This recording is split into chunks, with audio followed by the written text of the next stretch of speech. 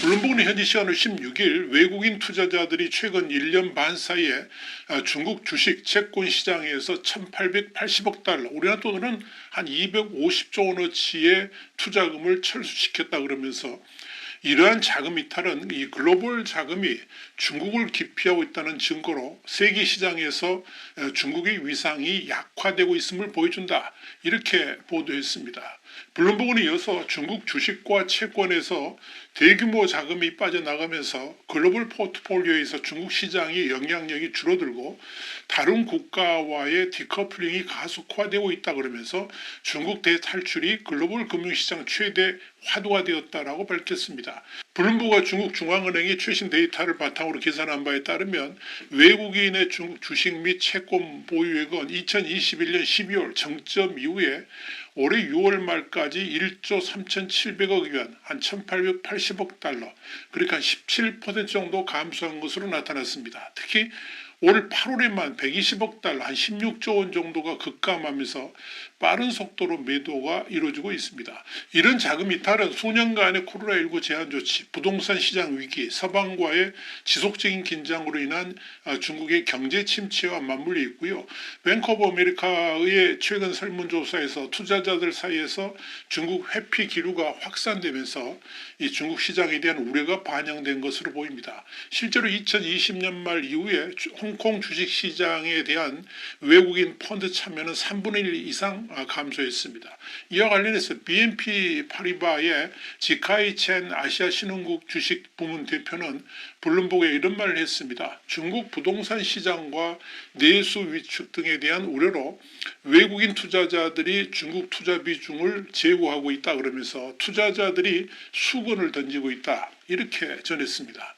이런 가운데 신흥시장 포트폴리오에서 중국을 제외하는 전략이 빠르게 주목을 받고 있고 2023년에 이미 중국을 제외한 주식형 펀드의 출시가 연간 사상 최고치를 기록할 것으로 예상됩니다. 사실상 중국을 배제하는 디커플링이 자본시장에서도 일어나고 있다는 의미입니다. 이에 대해 미국에서 약 11억 달러의 자산을 관리하고 있는 메르세데스라의 최고 투자 책임자인 가우라 펜탄카는 중국 리스크는 LGFV, 너무 많은 주택 재고, 인구 통계, 대외 의존도, 규제 변동성, 지정학적 고립 등 여러 가지가 있다 그러면서 반면 신흥국 내 투자 기회는 다양한 곳에 존재한다라고 말했습니다. 블룸버그가 집계한 데이터에 따르면 글로벌 투자자들은 2023년에 중국 국채에서 약 260억 달러를 회수한 반면 나머지 신흥 아시아 국가들의 채권에는 총 620억 달러를 투자했습니다.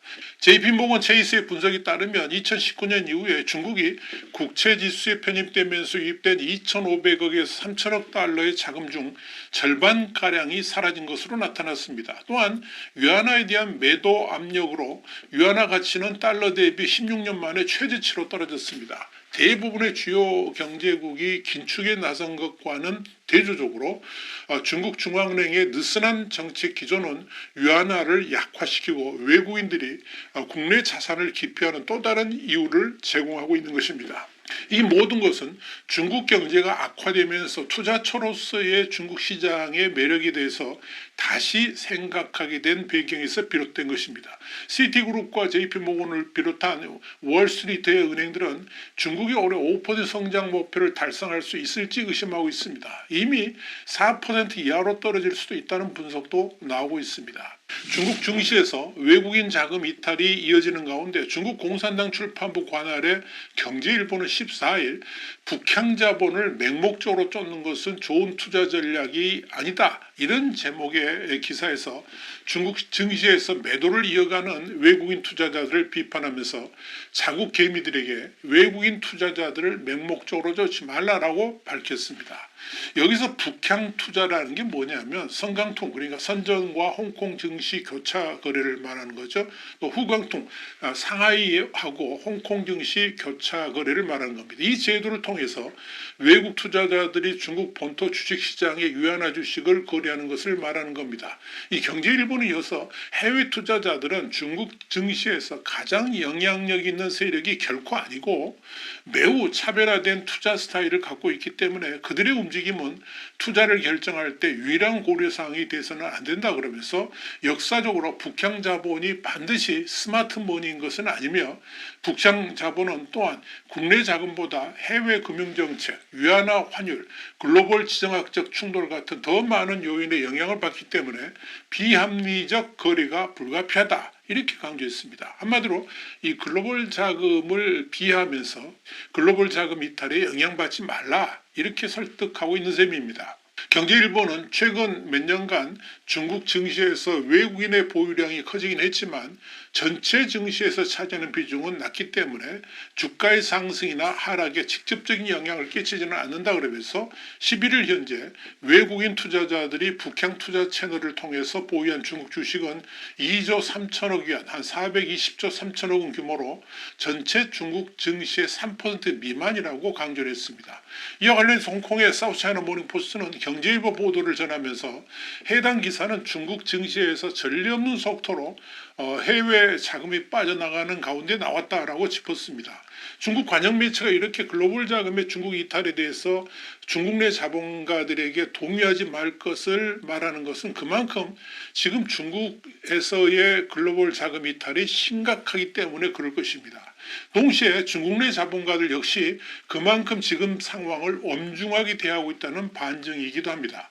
실제로 지난 8월 외국인 투자자가 지난달 성강통, 후강통 등을 통해서 중국 본토 주식을 매도한 규모는 900억 위안, 한 16조 4천억 원 정도 되는데 2016년 이후에 최대 규모였습니다. 그런데 이달인 9월 들어서도 중국 증시에서 175억 위안 정도, 3조 2천억 원어치의 주식을 팔아치울 정도로 매도 규모가 심상치가 않습니다. 국제금융협회의 조너선 포톤 이코노미스트는 지난 13일 보고서에서 이런 자금 이탈은 중국 경제 둔화를 막으려는 조치들에 대한 회의론 속에서 중국 경제 위기에 대한 부정적 정서를 강조한다라고 지적했습니다.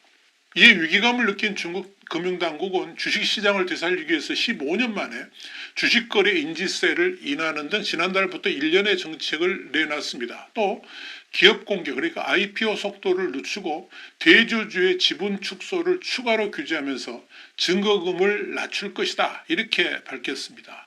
이와 함께 거래 비용을 낮춰서 거래 활성화를 유도하고 있는 가운데 상장 심사를 강화해서 부실 기업을 걸러내고 증시자금이 새로운 기업에 몰리는 것을 제한해서 기존 상장사들의 힘을 실어주겠다는 조치로 풀이가 됐습니다.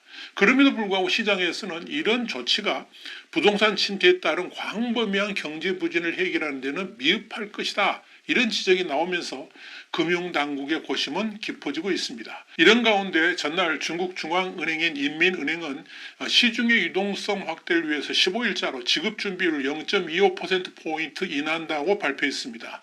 이에 따라서 중장기 유동성이 5천억 위안, 한 91조 1천억 원 정도 풀릴 것이라고 중국 매체 차이신은 내다봤습니다. 경제 활성화를 위해서 가능한 한 모든 돈을 다 더 풀겠다. 이런 의지를 드러내고 있는 것입니다.